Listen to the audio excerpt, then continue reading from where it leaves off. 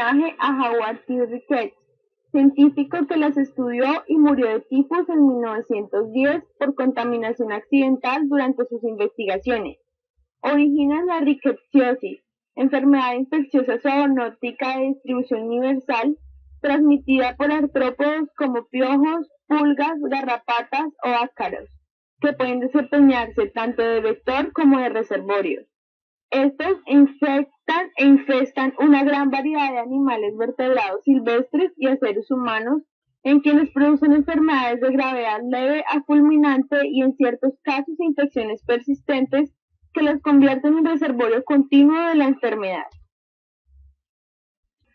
Debido a que no se desarrollan en medios inertes, puede cultivárselas en huevos embrionados, animales de experimentación o en cultivos de células de mamíferos o artrópodos, a temperaturas de 33 a 35 grados Celsius, donde crecen en abundancia. Se reproducen por fisión binaria en el citoplasma y ocasionalmente en el núcleo de las células que infectan, principalmente células endoteliales y linfoides circulantes. El tiempo de generación es de 8 a 10 o 2 horas y pueden producir hasta 800 bacterias por célula. Son agentes patógenos de muy alto riesgo, por lo que se evita su manipulación para cultivo. Las dosis infecciosas mínima es de menos de 10 bacterias. Para el diagnóstico de estas infecciones se emplea la inmunofluorescencia directa, técnicas de histoquímica con anticuerpos mononucleares, sobre muestras de biopsia, sangre o costras de lesiones cutáneas.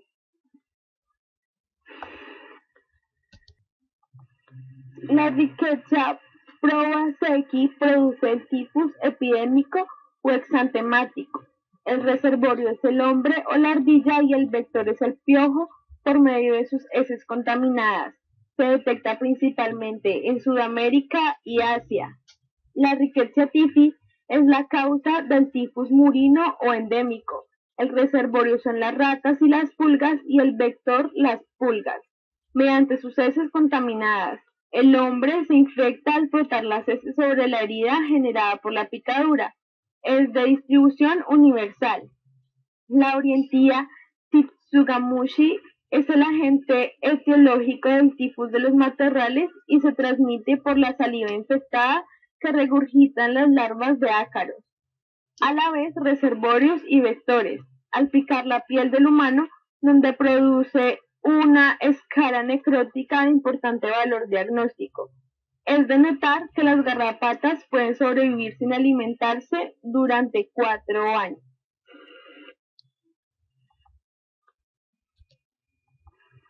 Se debe usar ropa que cubra lo más posible las partes expuestas del cuerpo, especialmente en zonas endémicas. Se debe usar repelente y se deben desprender las garrapatas que se encuentran adheridas.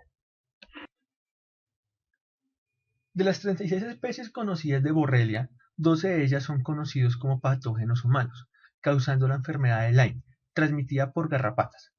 Las especies de Borrelia más frecuentes asociadas a la enfermedad de Lyme son Borrelia burgdorferi, Borrelia afzelii y Borrelia garinii. Además de la notoria fiebre, es característico observar la aparición de eritemas migrans, afectando en ocasiones al sistema nervioso. La enfermedad de Lyme es prevalentemente de los climas templados de América del Norte y Europa, y está empezando a ser enfermedades emergentes en países desarrollados. El primer estadio de la enfermedad de Lyme se da cuando una persona es infectada por la bacteria Borrelia por medio de la picadura de un vector. Puede aparecer tras varios días o semanas una lesión rojiza y anular en la piel, cuyas dimensiones varían considerablemente de un caso a otro, desde el tamaño de la palma de la mano hasta el diámetro de 65 centímetros. El eritema migratorio, tal como se le conoce a esta lesión, tiene unos bordes bien definidos, no resulta doloroso y suele ser más claro en el centro. Se extiende periféricamente de manera lenta desde el lugar de la picadura y por lo común desaparece de forma espontánea. En algunos casos, el eritema migratorio reaparece, pero no de forma de anillo completo, sino solo en segmentos. El eritema migratorio es tan característico de la enfermedad de Lyme que permite a los médicos descartar con seguridad otras patologías a primera vista. En la enfermedad de Lyme se consideran otros dos estadios, las cuales son infecciones diseminadas.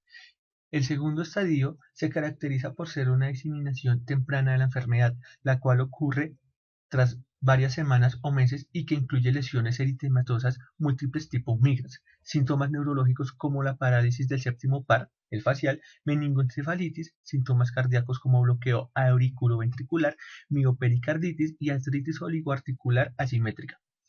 El tercer estadio es una enfermedad tardía, la cual ocurre frecuentemente después de meses o años y se caracteriza por dermatitis, enfermedades neurológicas, artritis oligoarticular asimétrica y la fatiga crónica se presenta más frecuentemente.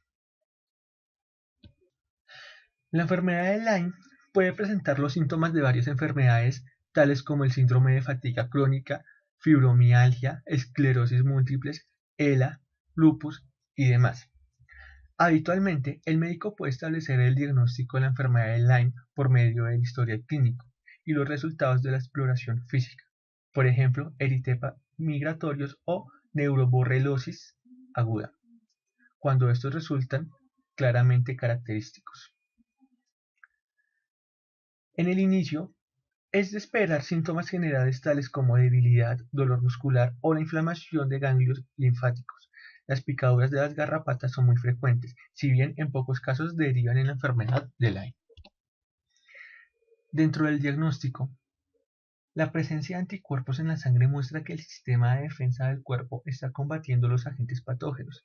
En el caso de la infección de enfermedad de Lyme, se halla en la sangre anticuerpos contra las bacterias Borrelia. Sin embargo, un análisis de sangre no revela si una persona padezca la enfermedad, sino que para que ésta exista, además de los resultados positivos, han de darse síntomas típicos como el eritema migratorio y molestias generales como debilidad, cefalea, dolor muscular, fiebre o inflamación de los ganglios linfáticos. La enfermedad de Lyme puede tener una evolución variada, lo que en ocasiones dificulta su diagnóstico. A la hora de detectar la presencia de anticuerpos existen análisis sencillos como ELISA o pruebas de conformación más complejas tales como el Western blot. Los análisis de confirmación garantizan que las pruebas no hayan dado falso positivo. Por tanto, para diagnosticar la infección de Borrelia actual o persistente, el médico efectúa un análisis sobre una prueba de confirmación en el mismo día con el objetivo de corroborar la presencia de anticuerpos contra las borrelias. Además de la detección de anticuerpos en la sangre, el facultativo puede buscar anticuerpos en el líquido cefalorraquídeo cuando el cerebro o la médula espinal estén afectados, neuroborreliosis. Si se sospecha de una neuroborrelosis, el médico toma una muestra de líquido cefalorraquídeo por medio de una punción lumbar. Para ello, introduce una aguja entre dos vértebras de la zona lumbar y se avanza lentamente hasta llegar al líquido.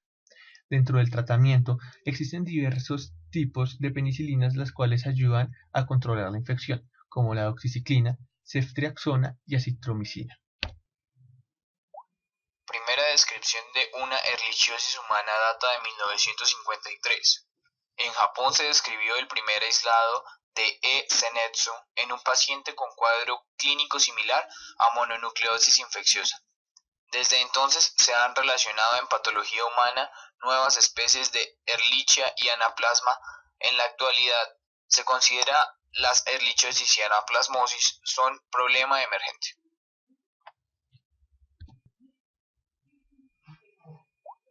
El vector infectante de la anaplasmosis es el Ixodes ricinus. Su distribución geográfica se encuentra en Europa, Norteamérica y norte de África. Sus exámenes diagnósticos son el cultivo, que busca las células promiolíticas, la serología, donde se puede hacer inmunofluorescencia indirecta, y la detección molecular por medio de la PCR.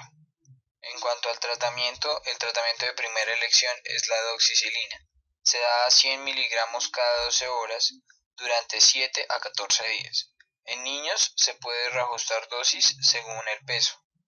Si no funciona, se puede dar quinolonas como el ciprofloxacino, ofloxacino y levofloxacino. Refiriéndonos a la historia natural de la enfermedad, la Ehrlichia es una bacteria intracelular que sobrevive dentro de las vacuolas citoplasmáticas de las células hematopoyéticas de los mamíferos. Parasita en granulocitos, monocitos, eritrocrocitos y plaquetas. Es importante recalcar que su localización intracelular le confiere protección frente a la respuesta inmunitaria del anfitrión. Una vez entra en la célula anfitriona, permanece en la vacuola fagocita y se replica mediante fisión binaria en el interior del fagosoma. Días después de que las células se infectan, los cuerpos elementales del proceso se replican, se organizan en masas rodeando las membranas denominadas mórulas, donde la infección progresiva lleva a la lisis de la célula infectada, liberación de la bacteria y posteriormente infección de nuevas células.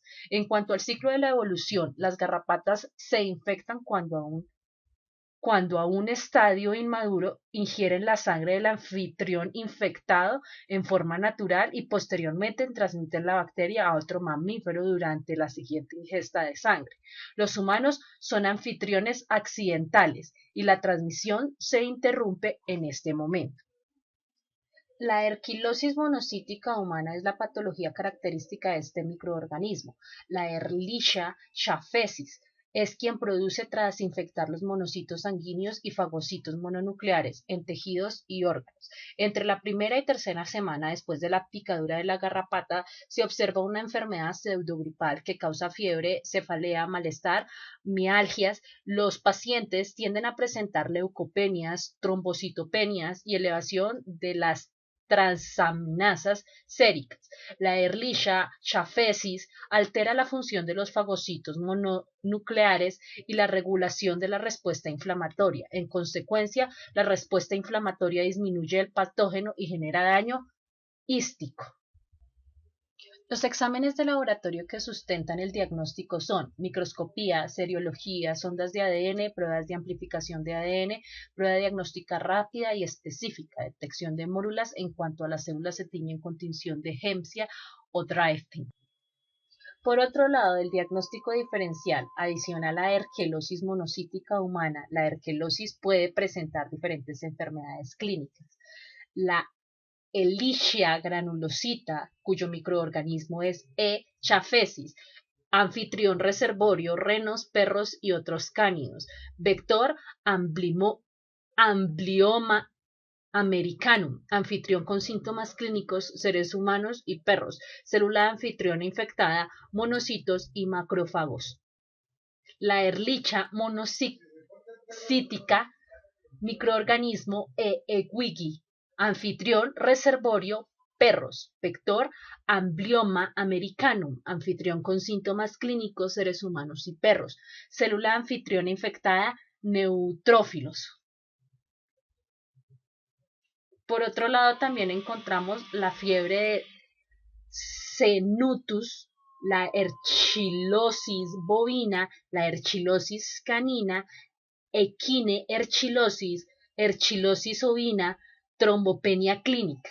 Como diagnóstico diferencial se puede encontrar la fiebre manchada de las montañas rocosas, fiebre Q, enfermedad de Lyme, brucelosis, infecciones del virus de Epstein-Barr y reservorio con cervios de cola blanca, ratones, pieles blancas, ardillas, ratones de campo y cánidos.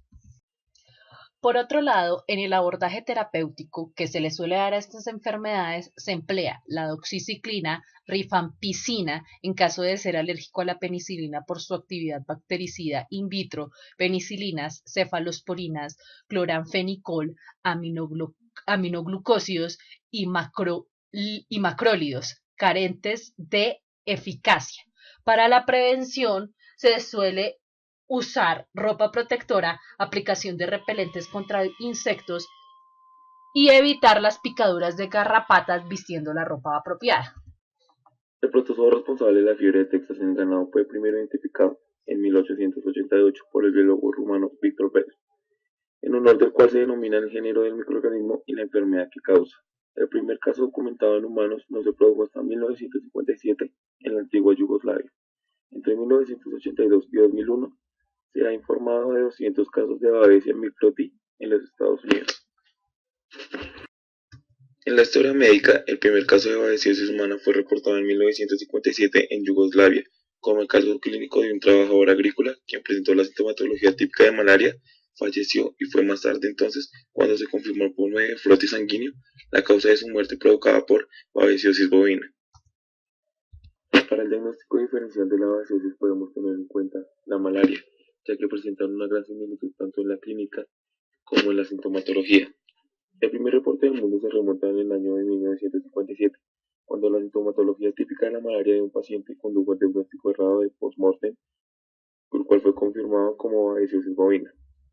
La similitud entre estas dos parasitosis a nivel clínico y morfológico lleva a la confusión en el diagnóstico, lo que puede resultar fatal para la población que padece esta enfermedad, así como para la población en riesgo, teniendo en cuenta que Colombia posee unas características óptimas territoriales y climáticas, las cuales favorecen a la presencia de los vectores de ambas enfermedades, convirtiéndose en zona endémica común para babesiosis y malaria.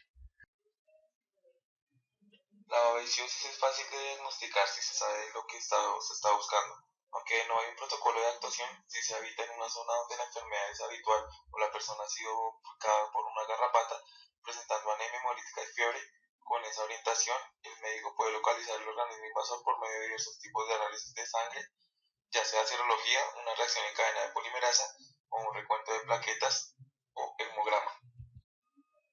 La babesiosis se resuelve sin tratamiento, ya que el sistema inmunitario es capaz de neutralizarlo. Para los pacientes con casos más agudos, tradicionalmente se venían administrando de dos tipos de fármacos, la quinina y la clindamicina, pero no era raro que esta combinación provocara rechazo en los pacientes, por lo que estudios actualizados sugieren la combinación de atovaquona y acitromicina en general, que son más toleradas por el organismo. Además, las transfusiones de sangre permiten sustituir los glóbulos rojos dañados por otros sanos. En el tratamiento veterinario de la babesiosis normalmente no se emplean antibióticos. En los animales los fármacos de elección para el tratamiento Babesia canis rosi o Babesia bovis y Babesia bigemina son el diminaceno, imidocar o azultripano. Existe una vacuna que es eficaz frente a Babesia canis canis, pero no es efectiva contra Babesia canis rosi. Babesia imitans causa una forma leve de la enfermedad que con frecuencia se resuelve sin tratamiento.